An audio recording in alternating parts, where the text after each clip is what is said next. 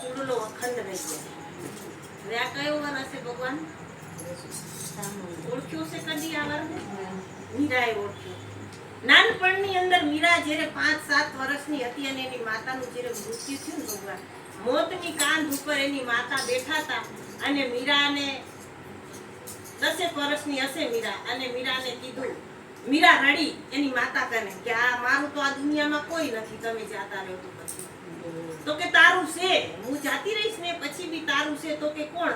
કૃષ્ણની મૂર્તિ આ રીતના પડી હતી તો એ મૂર્તિ સામે એની માતાએ લાંબો હાથ કર્યો કે આજથી આ તારો પતિ, આને તું પતિ માનજે, તારો ધણી માનજે, તારો પરમાત્મા માનજે, જે કાંઈ બી માન ને તું આને માનજે. અને 10 વર્ષની ઉંમરમાં મીરાએ ફિટ કરી લીધું હતું કે સર્વસ્ત્ર મારું આ મૂર્તિ છે, બીજું કોઈ જ નથી. ત્યારે મીરાની હગાઈ થયેલી હતી રાણાસિંહ ત્યારે.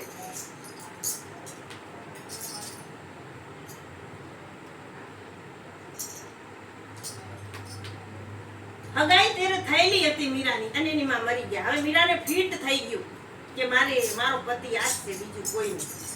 એમ કરતા કરતા કરતા મીરા મૂર્તિ લઈને ફરે અને મીરા મૂર્તિ રોજ આંજ પડે અને મીરા મૂર્તિ કરે, નાચે, નિત્યક્રમ પ્રમાણે ભજન કરે, ગાયન કરે. મીરા તલ્લીન થઈને નાચે, રમે અને ગાય. અને એને મૂર્તિની અંદર એને એવો ભાસ થઈ જાય કે આ પરમાત્મા મૂર્તિની અંદર વિરાજમાન છે, સાક્ષાત છે, એવો ભાસ થાય એને. અને રમે અને બસ ફિટ કરી લીધું. એમ કરતા કરતા સમય ગયો ને મીરાના લગ્ન થયા. ને એટલે મીરાને મૂર્તિ લઈને મીરા તો આહરે ઉપડ્યા. મીરાને પડી નથી જગતથી, વરથી કોઈથી નહીં. એને તો અખંડ વરને વરી હતી. કેવો અખંડ, જેનો કદી ખંડિત જ ના થાય, જેનું 3 કાળની અંદર મૃત્યુ જ ના થાય, આ વરને વરી હતી. ઈ કયો વર હતો?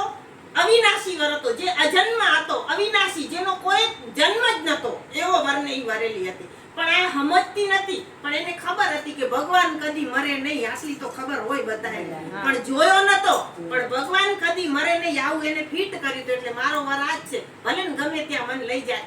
હવે ઓય ગઈ તો આજ કરે, મીરા બીજું કાંઈ કરે નહીં. એટલે ઓલા લોકો કે આ તો મારી હારી ગાંડી છે, બરોબર. આને કે હવે મહેલમાં આ સોફેની બાજુમાં ઝૂંપડી વાળીને એને રાખી, પણ છોડે તો નહીં. આ તો રાણા રજવાડાના રાજ હતા, બરોબર. અને રજવાડાની વહુ થઈ, રજવાડાની પુત્રી હતી, રજવાડાની વહુ થઈ. એટલે તેરે તો મર્યાદા ખૂબ હતી ભગવાન. હા, આટલા સુધી તો ઘૂંઘરો તાણતા હતા. હવે આ મર્યાદાની અંદર મીરા આ મૂર્તિ કને નાચે એટલે આ તો આબરૂના કાંકરા તો ખરા ને, હે ને, રજવાડાના તો આબરૂના કાંકરા. આમ કરતા કરતા સમય ગયો અને જગતની અંદર વાત પ્રસરી કે મેવાડની અંદર જે રાણાને ત્યાં રાણી આવી છે ને, જે મીરા નામની, ઈ તો નાચે છે ને ગાય છે. બાકી મેવાડની રાણી જેવા એનામાં લક્ષણ નથી બિલકુલ. ઈ મૂર્તિ અંદર આ મૂર્તિ કને રૂકી નાચ ગાન જ કરે છે, બીજું કાંઈ કરતી નથી. પણ આ તો જગત છે ને બાપા, જગત છેડો તાળ્યા વગર રહે નહીં. તમે ગમે એવા હોનાની લગડી થઈ જાવ ને બાપ, તોય તમને ખેંચે અને માયાની અંદર પાછા નાખે. આ જગતનો રીત છે. પણ મેરું તો ડગે જેના મન ના ડગે પાનબાઈ, ભલે ભાંગી પડે બ્રહ્માંડ. જો મન અડગ હોય ને તો કોઈના બાપની તાકાત નથી કે તમારો વાળમાં કોઈ કરી લે. આમ કરતા કરતા જગતની અંદર મીરાની સુવાસ ફેલાણી અને લોકો કહેવા માંડ્યા. એટલે સંતોમાં આ વાત ગઈ. જે સંતો હતા ને, મહાપુરુષો, એમાં આ વાત ગઈ. અને એમાં ખબર પડી કે મીરાને મૂર્તિની અંદર ભગવાન દેખાય છે, પણ સંતોને ખબર છે કે ભગવાન ક્યાં રહેલો છે. બાકી જગતના જીવ કોઈ જાણતા નથી. જગતના જીવે આ મૂર્તિની અંદર જ દેખ્યું છે. બાકી સંતને સાચી ખબર છે કે પરમાત્મા ક્યાં રહેલો છે. અને જો જાણ્યો હોય ને તો સંતોએ જ જાણ્યો છે. હા, સંતોને એવી ખબર પડી કે મીરાને મૂર્તિની અંદર પરમાત્મા દેખાય છે. પછી આ સંતો બધા ત્યાં મેવાડની અંદર આયા. મેવાડની અંદર આયા ને મીરાની જ્યાં ઝૂંપડી ને મીરાને દીધી હતી ઝૂંપડી, મીરાની ઝૂંપડીમાં આવીને જોયું કે આપણે દેખીએ તો ખરા કે આ વાત સાચી છે કે ખોટી એમ. પછી ઝૂંપડીની અંદર આવી અને આ લોકો તો આયા. મીરા અહીંયાનું આગતા સ્વાગતા કરી અને હાંજ પડી, અહીંયાના ભોજન પ્રસાદ દીધા ને આવકારો દીધો. અને પછી હાંજ પડી એટલે મીરા તો નિત્યક્રમ પ્રમાણે નાઈ ધોઈને ભજન કીર્તન ચાલુ કર્યા, ઢોલકી વગાડીને હાથમાં એક તારો લઈ ખૂબ તલ્લીન થઈ ગઈ. એવી તલ્લીન થઈ ગઈ ને ભજનમાં, એને ખબર ના રહી કે સંતોષ કે કોઈ. બસ પછી ઊભી થઈને નાચવા માંડી. પગે ઘૂંઘરું બાંધ મીરા નાચી હતી. નાચી એટલે એટલી નાચી ને એટલે સંતોને ખબર પડી કે વાસ્તવમાં મીરાને મૂર્તિમાં પરમાત્મા દેખાતા નથી, પણ મૂર્તિને લઈને મીરા તલ્લીન થાય છે, નાચગાન કરે છે, એટલે એના રોમે રોમની અંદર આ પ્રગટ થાય છે, એવું નાચ નૃત્ય પ્રગટ થાય છે એટલે મીરા નાચે છે. બાકી આને પરમાત્મા ક્યાંય દેખાતા નથી. બરોબર. પછી નાચગાન પતી ગયું, મીરા બેહી ગઈ હેઠી. પછી આ સંતોએ પૂછ્યું કે મીરા, તો કે શું પ્રભુ? તો કે તને પરમાત્મા ક્યાં દેખાય છે? તો કે મને આ મૂર્તિની અંદર પરમાત્મા દેખાય છે. આ મીરાએ આવું કીધું સંતો. તો પછી આ સંતોએ એમ કીધું કે ખાલી મૂર્તિમાં જ દેખાય છે? તો કે હા ભગવાન, મને મૂર્તિની અંદર ભગવાન દેખાય છે, મને કૃષ્ણ સામળીઓ મૂર્તિની અંદર જ દેખાય છે. પછી આ સંતો કે તને દરેકની અંદર આ પરમાત્મા દેખાય? તો કે એના જેવું તો રૂડું કાંઈ નહીં કે ભગવાન. હારામાં હારું કે તો મને ઈ યુક્તિ બતાવો, ઈ કેવી રીતે કે આ બધાની અંદર મને ભગવાન દેખાય? તો કે કાશી નગરની અંદર જ્યાં ત્યાં એક રોહિદાસ ચમાર સંત કરીને છે, અને એના શરણ પકડી લે તો તને હરેક ઘટની અંદર પરમાત્મા દેખાશે. મીરા ઉપડી ગઈ હોયથી, કોઈનું કાંઈ સાંભળ્યું નહીં. એની તો પરમાત્માની લગની હતી કે અખંડ વરને વરુરે સાહેલી મોરી. બરોબર.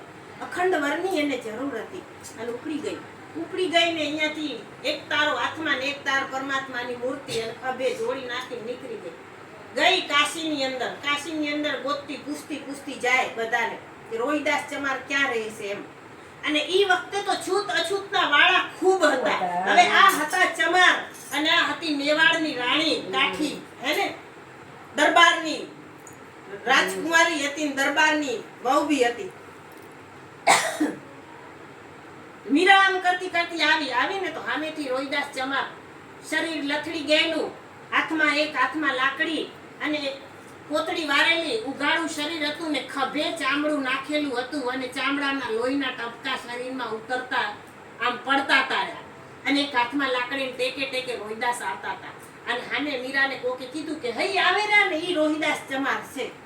મીરાએ જોયું નતું એને દેદાર કે દર્શન. અત્યારે તો કે ગુરુ કેવા કરવાના? ગુરુ તો આવા કપડામાં ગુરુ કરે. અલા તને ગુરુ દેખવો છે શેમાં? હેને, ભગવામાં તને ગમતો નથી, તને સાદા કપડામાં ગમતો નથી, હેને, તને ઉઘાડો ગમતો નથી, તને જટાડો ગમતો નથી, તને દિગંબર ગમતો નહીં, તો આ તો નાગો બાવો છે. જટાડો હોય તો કે આને તો જટિયા ગણાશે, બેખધારી હોય તો કે આ તો ભગવો પહેરે, કાનકન તો બાસ આવે છે. તો તને પરમાત્મા દેખવો છે શેમાં? કોઈ રીતે માણસ પકડાય એમ નથી ભગવાન. જીવની ગતિ એટલી બધી દુર્દશા છે ને, અને હજી બી થાશે, તમે દેખજો. કારણ કે આ સમય બાજી આપણા હાથમાં છે. હજી રજકણ તારા ઉડશે જેમ રણમાં ઉડે રેત, માટે બાજી છે તારા હાથમાં, ચેત મનવાતું ચેત.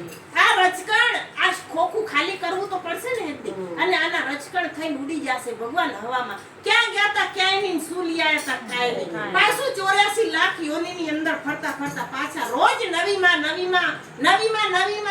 ધારણ કરીને, રોજ નવીમાં ધારણ કરશું, રોજ નવીમાંના પેટે આવતાશું. પણ એમાં કદી માનવી નહીં બનીએ ભગવાન. પણ જો માનવી બની જાય ને એકવાર, તો આ માના પેટે ધારણ કરવાનો ફેરો જ મટી જાય. પછી મીરા દેખ્યું રોહિદાસને, પણ ઈ દેખ્યું નહીં, ખાલી એને તો લગ્ની હતી કે રોહિદાસ ચમારને મળવા. તરત જ શરીર બરી દેખ્યું નહીં, ચામડું બામડું દેખ્યું નહીં, તરત દંડવત પ્રણામ કરીને લાંબી થઈ ગઈ રોહિદાસના ચરણમાં. રોહિદાસે જોયું કે આ બાઈ કોણ છે. એને તો ઊભી કરીને જોયું તો, કોણ છો બેટા? તો કે હું મીરા. ઓહો, મેવાડની રાણી પાછી વળી ગયા.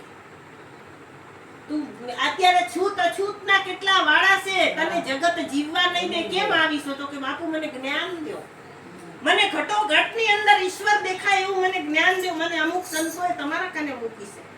તો કે તને ખબર છે હું એક ચમાર વૃત્તિનો છું અને તું એક મેવાડની રાણી છો. આનું શું પરિણામ આવશે તને ખબર છે? તો કે બાપુ બધી તૈયારી કરીને આવીશું.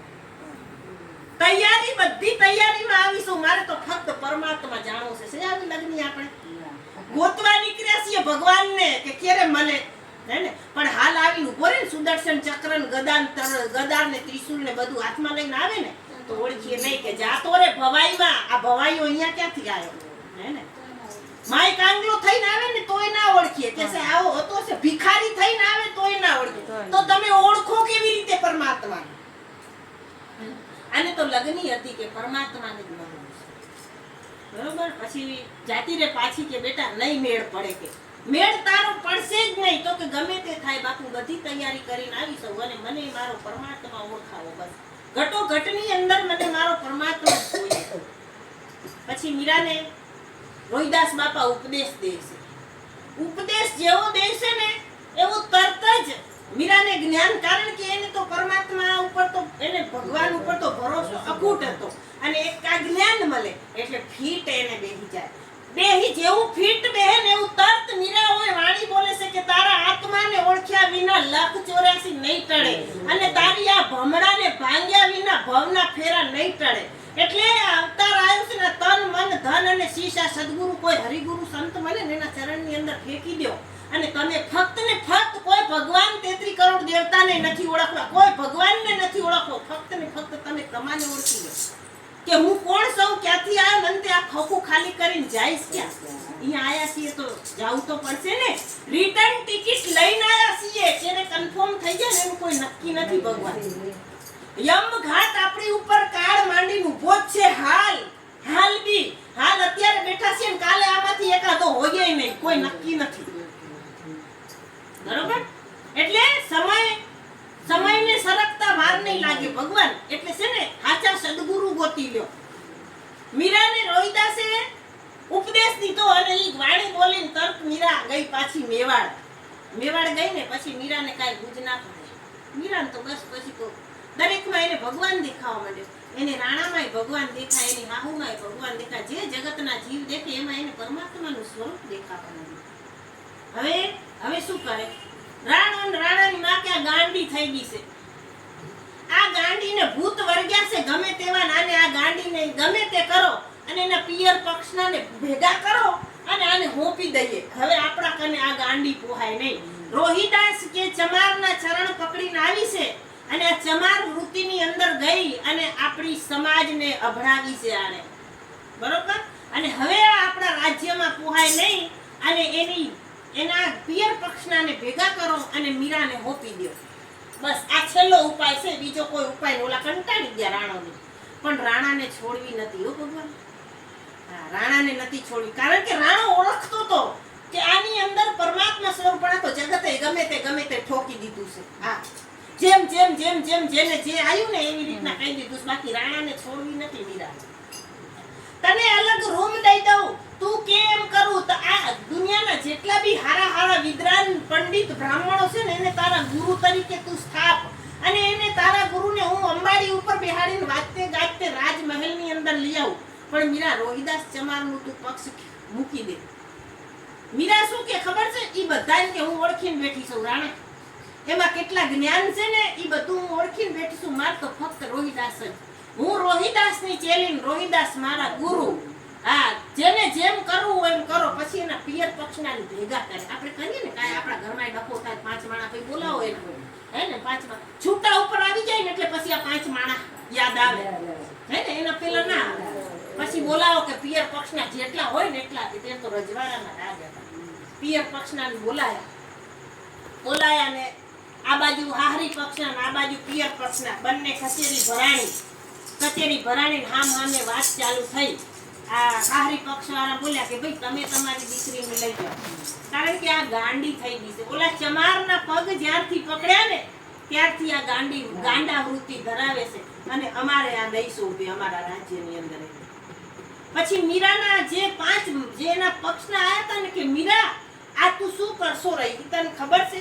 તે તો અમારું ખાનદાન ખોરડું લજવ્યું, તે અમારી સમાજ લજવી, રાણા કુળની તે આ ઠાકોર કુળની તે સમાજ લજવી, અને તું આ શું કરવા બેઠી છો? તને ભાન છે કે તું કોણ છો? આના કરતા તો તું અમારા તારી માના પેટે પથરો પડ્યો હોત ને તો ધોબી રહ્યા ને ઈ ધોતિયા ધોઈને રાજી થાત. પણ તું તો આ અમારું ખાનદાનનું નામ બોલશો રે મીરા. એટલે પછી મીરા વચમાં બેઠી અને વચમાં બેહી કચેરીના બે બાજુ કચેરી ભરાણી હતી, વચ્ચો વચ્ચ આવીને બેઠી. એટલે એકબીજાને ગોદા મારવા મળ્યા. આ એક હાથમાં એક તારો ને એક હાથમાં મોરતી. કે સાચી વાત છે, રાણાનું આપણે સાંભળતા નથી પણ આને તો હાચી જ લાજ શરમ આણે મૂકી દીધી છે.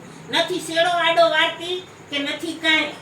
આને સાચી વાત છે કે આણે લાજ. પણ ભગવાન જેને સદગુરુનું શરણું લાગે ને એની ખરેખર આ દશા થઈ જાય સાહેબ. એને કોઈ દેખાય નહીં.